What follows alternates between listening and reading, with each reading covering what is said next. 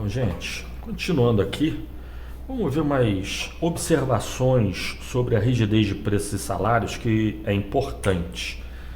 E as observações seriam o quê? Primeiro, a rigidez de preços e salários ela é mais importante para explicar o porquê que preços e salários têm uma certa resistência à queda. Faça uma crise econômica que preços e salários têm que cair, então a rigidez de preços e salários representa um impedimento a isso, né? Sindicato tem qualquer pessoa, né? Você vai vender um produto, você tem resistência a baixar o preço. E se você trabalha, você tem resistência a aceitar redução de salário, né? Se você perder emprego, possivelmente você vai continuar querendo o mesmo salário de antes, vai procurar emprego no mesmo salário de antes.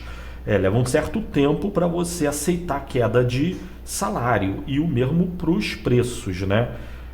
Mas se preços e salários tiver que subir, então a resistência é relativamente menor, né? Desconsiderando os casos que eu citei no vídeo passado aí de passagem de ônibus, conta de luz, né? Energia elétrica, entre outros poucos exemplos, onde a rigidez é mais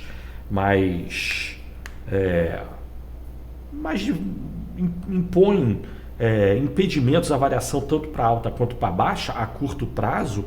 A maior parte dos preços e salários, se tiver que subir, acaba subindo. Mas se tiver que cair, aí é que entra a rigidez. As pessoas e empresas resistem a baixar preços e salários. E sindicatos, né?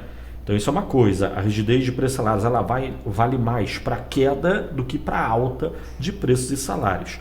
Isso é uma coisa.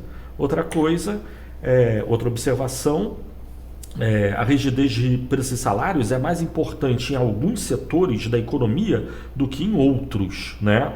E aí é aquele problema, estamos vendo a macroeconomia, estamos vendo a economia como um todo.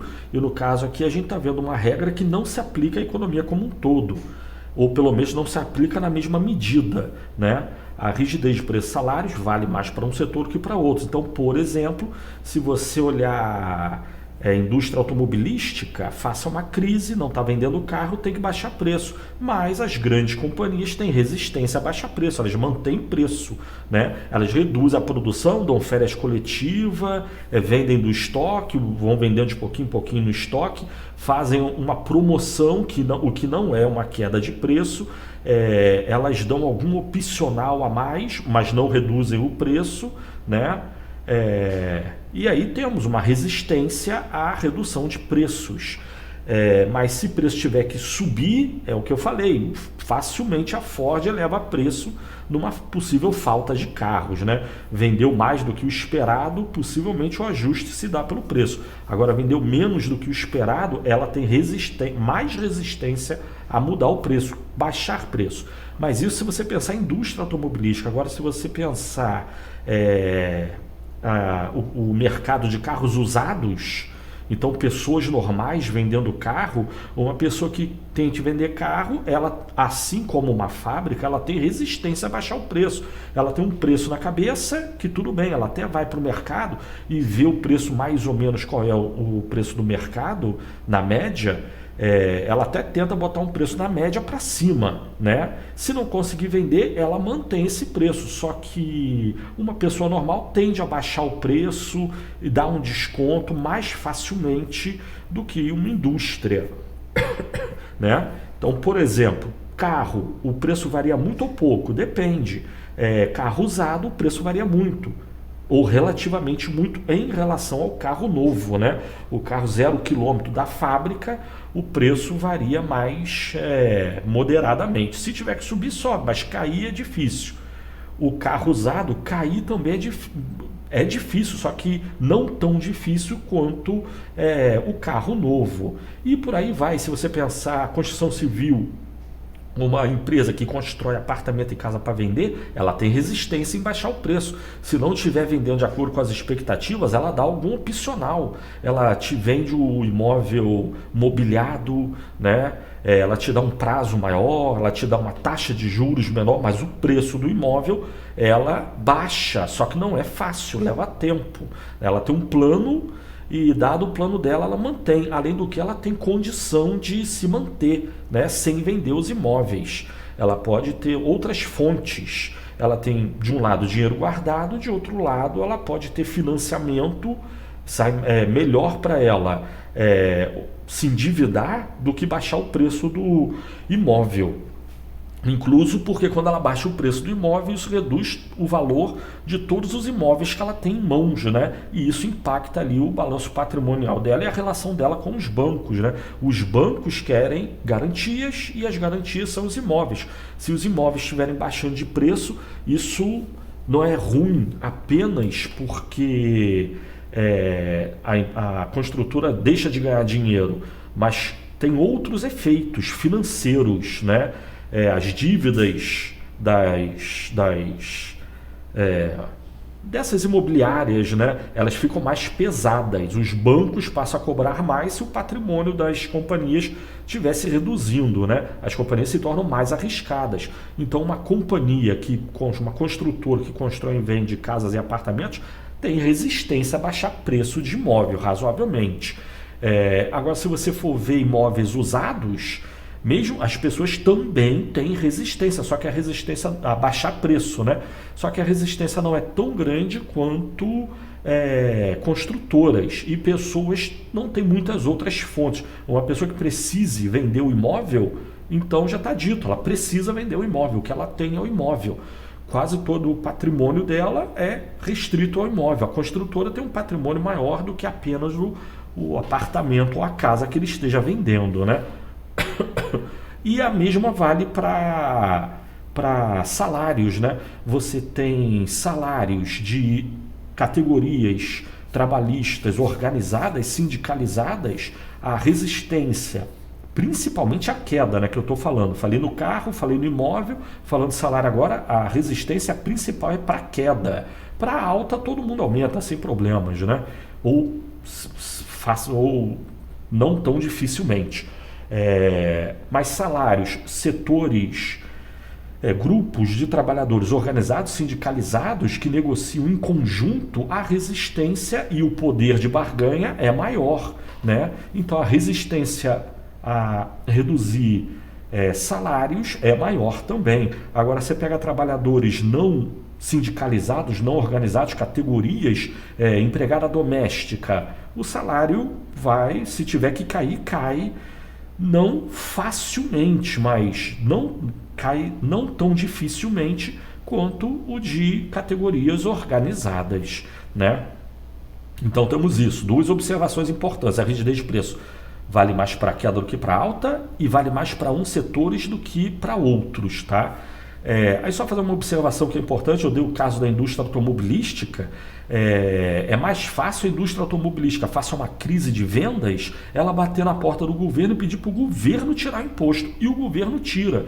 Se você estivesse passando por um problema de vendas na sua empresa e, em vez de baixar o seu preço para conseguir vender, recuperar vendas, você pudesse bater na porta do governo e pedir para ele tirar imposto, e você já soubesse que ele periodicamente faz isso, você baixaria preço rapidamente face a qualquer crise, ou você iria ficar esperando até o momento de bater no governo? Nossa Senhora, né? A sua decisão de baixar preço está na tua mão. Negociar com o governo leva tempo. E essa negociação já vai vir depois de muito tempo de crise. Ou seja, a resistência à queda de preços da indústria automobilística é grande, né? Entre outros setores. Mas tem os setores que a resistência não é tão grande, mas todo mundo tem resistência. Você vai vender seu carro, sua casa, você tem resistência a baixar o preço e dar desconto, mas grandes empresas, principalmente, a resistência é muito maior que a sua, né? De uma pessoa normal, eu digo. E por último, a rigidez de preço não é eterna, não é indefinida, ela não dura para sempre. Mais cedo ou mais tarde, pessoas, empresas, sindicatos acabam cedendo. Então tudo bem, existe resistência a baixar o preço. Empresas e pessoas resistem a baixar preço. Empresas de certos setores, bem como sindicatos, resistem por muito mais tempo do que uma pessoa normal. Mas, passado o tempo, mais cedo ou mais tarde, empresas e sindicatos e pessoas também acabam caindo na real, né? Não é uma expressão muito científica essa, mas se convencendo de que a solução do problema é baixar preço e salário, né? Então a rigidez de preços e salários não é eterna. E se você pensar em causas de rigidez relativas à legislação, a intervenção do Estado na economia, o governo estabelecendo preços, já aí sim, esses que são os preços de resistência mais longa na economia, né? O governo faça uma crise, tem que baixar preço de todos os diversos diferentes produtos e serviços da economia e salários, leva tempo, mas ao longo do tempo eles vão caindo. Mas energia elétrica, por exemplo, a passagem de ônibus seria um dos últimos preços a cair, e quando caísse não iria cair na proporção dos outros preços fatalmente, porque empresas, não é apenas que a empresa tem poder de mercado, ela tem mais do que poder, ela tem poder político junto ao governo, né? E tem contratos de concessão, né, e coisas do tipo, e cláusulas que estabelecem critérios favoráveis às empresas, né? Algo a se pensar sobre isso. Mas enfim, são 3 observações importantes sobre a rigidez de preços e salários. E aí aqui agora fazer brevemente uma apresentação do conceito de desemprego aplicado ao Brasil, calculado pelo IBGE, né? Tudo que a gente está falando é desemprego e desemprego involuntário e a causa do desemprego, tá? E desemprego, logicamente, uma questão econômica muito importante. E no Brasil, quem calcula a taxa de desemprego no Brasil é o IBGE. E no caso, o Brasil, o IBGE, Instituto Brasileiro de Geografia e Estatística, já falamos sobre ele calcula o PIB, entre outras variáveis de interesse econômico, né? Como, por exemplo, o desemprego, que na realidade o IBGE considera não desemprego, mas sim desocupação, tá? E o IBGE calcula qual é a diferença. Emprego é a pessoa que é empregada, mas você tem, por exemplo, profissionais autônomos, mas o profissional autônomo pode estar parado, né? Então, sem ocupação, então é diferente, né? No caso, desocupação é a mesma ideia do desemprego, só que é um conceito mais amplo. Então o IBGE calcula desocupação, não desemprego. Ele calcula desemprego também. E a desocupação é calculada com base na PNAD, que é Pesquisa Nacional de Amostra Domiciliar, e no caso a PNAD contínua. Eu acho que é desde 2011 ou 2012 que o IBGE vem calculando por essa PNAD, e seguindo recomendações da OIT, Organização Internacional do Trabalho, para ter um padrão internacional, né? Quando você ouve falar em desemprego no Brasil e desemprego na Espanha ou Estados Unidos, o conceito de desemprego é aproximadamente o mesmo, né? Porque tem questão de prazo, né? O que é o desempregado? É o cara que está 1 mês sem trabalhar? Está 3 meses? Está 1 semana? É o cara que procura? Não. Então, critérios como esse são bem definidos pelo IBGE, seguindo orientações da OIT, tá?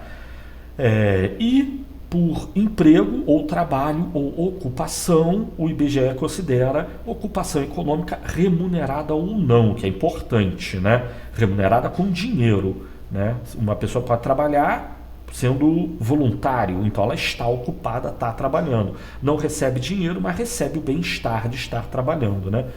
Mas enfim, nós temos que o IBGE calcula desocupação, e para isso ele considera toda a população, só que da população que conta a PEA, que é a população economicamente ativa. Então, da população total, você tem uma parte da população que é a PIA, população em idade ativa. A PIA é uma parcela da população, grande parte da população, mas a PIA se divide em duas populações, que é a população não economicamente ativa ou população economicamente inativa, mais a população economicamente ativa. É a PEA, é essa que é a nossa massa de trabalhadores na economia, né? E a PEA se divide nesses 4, tem alguns conceitos de emprego e desemprego, né? Que os trabalhadores se dividem em empregados, trabalhadores por conta própria, empregadores e empregados não remunerados em dinheiro, né, que seriam voluntários, tipo voluntário da Copa, voluntário das Olimpíadas, né, entre vários outros voluntários aí de organizações não governamentais, né, e coisas do tipo. Então a PEA se divide em população ocupada, são esses quatro, e a população ocupada se considera esses quatro conceitos aí, né? E a população desocupada, esses são aproximadamente mais do que na linha do desemprego, né? Mas também tem o conceito de desemprego oculto, que é o que? Outros três conceitos importantes, não vamos perder muito tempo aqui, que o vídeo já está grande. A gente continua no próximo vídeo então. Deixa pra lá. Valeu, tchau.